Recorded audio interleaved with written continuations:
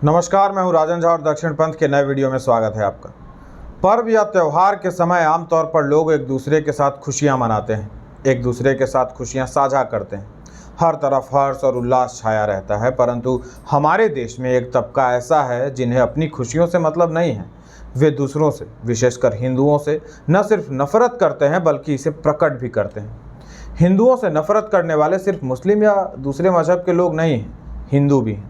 सच पूछिए तो मुस्लिमों और ईसाइयों से बड़ा खतरा हिंदुओं के लिए ऐसे ही हिंदू हैं। ये हमेशा से हैं। ऐसे लोग ना होते तो कोई भी बाहरी आक्रमणकारी एक आध युद्ध जीतकर इस देश पर सैकड़ों सालों तक शासन नहीं कर पाता। ये ना होते तो व्यापार करने आए लोग हमें कभी गुलाम नहीं बना पाते। बकरीद एक ऐसा त्यौहार है जिसमें जानवरों की कुर्बानी दी जाती है। इसके लिए हिंसा करना पड़ता है। इस हिंसा को धार्मिक पहचान दे दी गई। हिंदुओं में भी बलि प्रथा रही है, कई स्थानों पर आज भी है, पर इसे सही गलत ठहराने की बात नहीं है। जो शाकाहारी होते हैं वो कहते हैं कि मांस मछली नहीं खानी चाहिए। इसके पीछे वो अपने तर्क देते हैं। जिन्हें मानना हो माने, जिन्हें नहीं मानना हो वो ना माने। वो किसी ईस्टू मीट सेंटर में घुसकर आपके मुंह से गोश्त का टुकड़ा नहीं छीनते। देश में बड़ी संख्या में शाकाहारी हैं और उन्हीं शाकाहारियों को तथाकथित बुद्धिजीवियों के एक वर्ग गाली दे रहे हैं। जीव हत्या का विरोध करने वालों को नीचा दिखाया जा रहा है। एक्स पर नलिनी उनगर नाम की एक महिला है जिन्होंने शाकाहारी थाली की तस्वीर शेयर की, जिसमें चावल और पनीर के अलावा कुछ अन्य खाद्य पदार्थ थे। उन्होंने लिखा कि उनकी थाली क्रूरता, आंसू और पाप से मुक्त है। इस पर तनुश्री पांडे नाम की यूज़र ने कड़ी प्रतिक्रिया दी और भला बुरा कहना शुरू कर दिया। स्क्रीनशॉट लगा देता हूँ। तनुश्री पांडे ने लिखा, ऐसा कुछ होगा जो बिना तुलना किए, बिना प्रतियोगिता किए और बिना दूसरों को छोटा दिखाए किया जा सकेगा? जो खाना है खाओ, मज़े करो और खुश रहो। क्या ये उतना कठिन है? ईद मुबारक है आपको भी। बात पसंद के खाने की नहीं है। असल में तनुश्री पांडे को दिक्कत इस बात से है कि बकरीद पर दुनिया भर में कटने वाले लाखों बकरों के संबंध में चर्चा क्यों की जा रही है। यहाँ तो तुलना और प्रतियोगिता न करने की सलाह दे दी गई। बहुत अच्छे, लेकिन दिक्कत यहाँ शुरू होती है जब यही तनुश्री पांडे हिंदुओं के त्यौहार दीपावली के दौरान पलट जाती हैं। उन्हें दीपावली पर अचानक पशु पक्षियों की चिंता सताने लगती है और वो पटाखों के विरोध में उतर जाती हैं। मज़े करो और खुश रहो वाली उनकी थ्योरी सिर्फ मुस्लिमों के त्यौहार के लिए है। बाला नाम से एक सोशल मीडिया यूज़र हैं, उन्होंने उनके पुराने पोस्ट का स्क्रीनशॉट शेयर किया। उस दौरान उन्होंने लिखा था कि राम और सीता तुम्हें प्रदूषण से बचाने के लिए नहीं आएंगे, अगली बार साफ स्वच्छ दिवाली मनाइए। ये मुस्लिम नहीं, हिंदू है। आगे बढ़ते हैं। नलिनी उनगर के पोस्ट पर कोट करने वाली अकेली तनुश्री पांडे नहीं है, इसमें स्वरा भास्कर भी है, जिन्होंने फहाद अहमद नाम के समाजवादी पार्टी के नेता संग निकाह किया है। हाँ, वही जिन्हें वे कई बार भाई भुला चुकी थी। पर ठीक है, जिस धर्म में वो गई है वहाँ इस चीज़ की अनुमति होती है। उस पर टिप्पणी न करके उनकी टिप्पणी पर आते हैं। स्वरा ने नलिनी के पोस्ट को रीशेयर करते हुए लिखा, सच कहूँ तो मुझे वेजिटेरियन लोगों की एक बात समझ नहीं आती। आप लोगों की सारी डाइट गाय के बछड़ों को उनकी माँ के दूध से दूर करके, गायों को जबरन गर्भवती कराकर, फिर उन्हें उनके बच्चों से अलग करने और उनका दूध चुराने से बनती है। इसके अलावा आप जड़ वाली सब्जियाँ खाते हैं जिससे पूरा पौधा ही खत्म हो जाता है। रिलैक्स करिए, बहुत ज़्यादा सवाल जवाब करने की ज़रूरत नहीं है क्योंकि आज बकरीद है। मतलब ये सामान्य लेवल वाले नहीं हैं, 2 लेवल बड़े वाले हैं। गाय पाली होती तो पता होता इनको ना कि पहले बच्चे को पिलाया जाता है, फिर गाय से उतना ही दूध निकाला जाता है कि बच्चे को भूखा न रहना पड़े। अनुपम के सिंह ने इसे समझाया है उसी भाषा में। अनुपम कहते हैं कि एक बछड़े को औसत 2 से 3 लीटर दूध की आवश्यकता होती है, जबकि एक गाय 15 से 20 लीटर या इससे भी अधिक दूध देती है। कोई बछड़े को भूखा रखकर अलग नहीं करता। रही बात गायों को गर्भवती करने की, तो यह सृष्टि का नियम है। रिप्रोडक्टिव सिस्टम सभी जीव जंतुओं और प्राणियों में होता है, लेकिन इससे लाखों जानवरों की एक साथ हत्या की तुलना कहीं से भी उचित नहीं है। शाकाहारी मनुष्यों का भोजन पेड़ पौधों से ही प्राप्त होता है। पेड़ पौधे कंद मूल खाने की तुलना जानवरों को काट कर, उन्हें तड़पा कर उनका रक्त बहाकर नहीं किया जा सकता। स्वरा भास्कर को पहले भी हिंदुओं में खामी नजर आती थी, अब तो नई नई मुस्लिम बनी है। देखते जाइए क्या क्या होता है। आगे एक घटना घटती है एमपी के रतलाम में। जाकिर और शाकिर मिलकर गौ हत्या करते हैं। उसके बाद वो शहर के जगन्नाथ महादेव मंदिर जाते हैं। वहाँ परिसर में गाय का कटा सिर फेंक कर भाग जाते हैं। अब यह प्रोवोकेटिव है कि नहीं?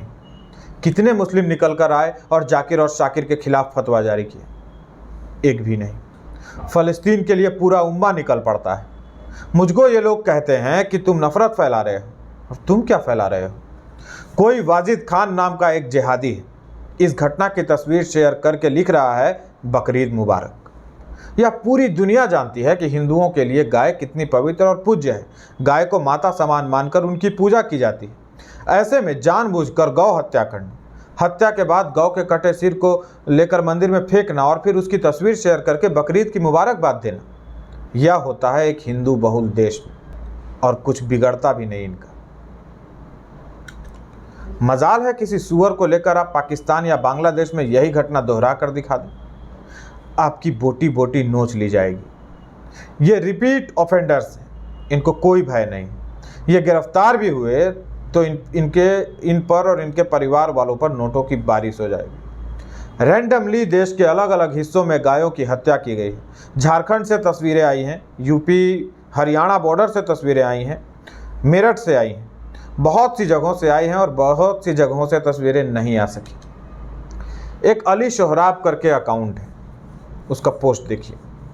यह कह रहा है बच्चों से जानवरों की हत्या करवाएं, उनसे खाल निकलवाएं ताकि वो बेखौफ हो जाएं और समय आने पर जानवरों को जीभ यानी काट सकें। हमें इसका दूसरा अर्थ समझ नहीं आता। हिंदुस्तान है इसलिए ये लोग इतना लिख लेते हैं। ये इतना इसलिए लिख लेते हैं क्योंकि यहाँ हिंदू एकजुट नहीं है। अब मैं फिर से हिंदुओं पर लौटता हूँ। मैं कांग्रेस नेताओं के कुछ पोस्ट देखकर दंग रह गया। यह पोस्ट देखिए, तेलंगाना के कांग्रेस नेता का है। बकरीद की शुभकामनाएं देने के लिए इसने जो पोस्टर बनाया उस पर गाय की सांकेतिक छवि उसकी। सोचिए, इसका आशय लोगों को शुभकामनाएं देना था या हिंदुओं को चिढ़ाना। यह दूसरा पोस्ट भी तेलंगाना कांग्रेस के नेता का है, जैसे प्रतिस्पर्धा लगी हो इनमें। इसमें भी गौवंश की सांकेतिक छवि के साथ शुभकामनाएं दी जा रही हैं। ये लोग ऐसा इसलिए कर पा रहे हैं क्योंकि हम में आवश्यकता से अधिक सहिष्णुता है। हम बात बात पर गर्दन पर छुरी नहीं फेरते। हम झगड़े फसाद टालने का अंत तक प्रयास करते रहते हैं, इग्नोर करते रहते हैं। फिर जब अति हो जाती है तब पलटवार करते हैं। मैं दावे के साथ कहता हूँ, ऐसे पोस्ट यदि दूसरे पक्ष के लोगों ने किया होता तो अब तक कई इलाकों में लोग सड़क पर आ गए होते। जुबैरवा किसी कांग्रेस स्टेट की पुलिस को टैग करके गिरफ्तारी वारंट तक जारी करवा चुका होता। ओवैसी अरफा अलग रो रहे होते। इसके अतिरिक्त रवि, संजुम, कापड़ी, इनामिना, डीका, लहसुन, सुथनी सब के सब रोना धोना मचाकर हिंदुओं को नीचा दिखाकर चीयर्स कर रहे होते। इसलिए इनकी हर वो बात जिसमें प्रोपोगेंडा शामिल हो, हिंदुओं के लिए घृणा दिखती हो, उसे काटना आवश्यक। अब एक घटना बिहार के मिथिला में भी घटित हुई। दरभंगा के जमालपुर इलाके में कहीं शिव चर्चा हो रही थी, कहीं क्या शिव मंदिर में शिव चर्चा हो रही थी। इस दौरान माइक पर भगवान शिव का भजन बजाया जा रहा था। बकरीद के अवसर पर मुस्लिम समुदाय के लोग ईदगाह में जुटकर नमाज पढ़ रहे थे। नमाजियों तक मंदिर से माइक की आवाज़ पहुंच गई तो उन्हें इससे आपत्ति हो गई। मुस्लिम भीड़ मंदिर के पास जुटने लगे और बलपूर्वक माइक खोलने लगे। हिम्मत देख रहे हैं आप? ये आपके देश भारत की बात बतला रहा हूँ। मैथिलों के गढ़ कहे जाने वाले मिथिला की बात बतला रहा हूँ। सोचिए, पूरे देश में हर रोज़ माइक की अजान कितने हिंदुओं के कानों में पड़ती होगी। सोनू निगम ने एक बार इस पर लिख दिया था कुछ, पूरा मजहब खतरे में आ गया था। लेकिन दूसरों की भावनाओं से, जो इस देश में बहुसंख्यक हैं, इनको घंटा कुछ लेना देना नहीं। क्या कहा जाए, कहना शुरू किया ही था कि मेरी आवाज़ गिराने की कोशिश होने लगी। चैनल की रीच गिरा दी गई। रिपोर्ट पर रिपोर्ट किया गया है ताकि चैनल मोनेटाइज ही ना हो सके। कुछ लोग सलाह देते हैं दूसरा चैनल बना लीजिए। दूसरा चैनल बनाकर फिर से सब्सक्राइबर जोड़ना हम जैसे छोटे क्रिएटर्स के लिए यह आसान काम नहीं। मैं नौकरी पानी छोड़कर 1.5 वर्षों से यूट्यूब पर लगा हूँ। 8 महीने से इस चैनल पर काम कर रहा हूँ। दोबारा चैनल बनाकर सब्सक्राइबर जुटाने में कम से कम 6-8 महीने फिर से लग जाएंगे। पारिवारिक उत्तरदायित्व भी है कुछ। इसलिए रास्ता यही है कि जिन भी लोगों तक वीडियो पहुँचे उन्हें दूसरों तक इसे साझा करना है। यदि आप तक नोटिफिकेशन नहीं पहुंच रहा तो बेल आइकन प्रेस कर लीजिए या अनसब्सक्राइब करके फिर से सब्सक्राइब कीजिए और बेल आइकन दबा लीजिए। सीधे सहायता पहुंचाना चाहते हैं तो QR कोड वीडियो के अंत में आपको मिलता ही होगा। UPI का लिंक डिस्क्रिप्शन में होता है, आप सहायता कर सकते हैं। वीडियो पर आने के लिए, हमारे साथ जुड़े रहने के लिए आपका बहुत बहुत आभार, धन्यवाद।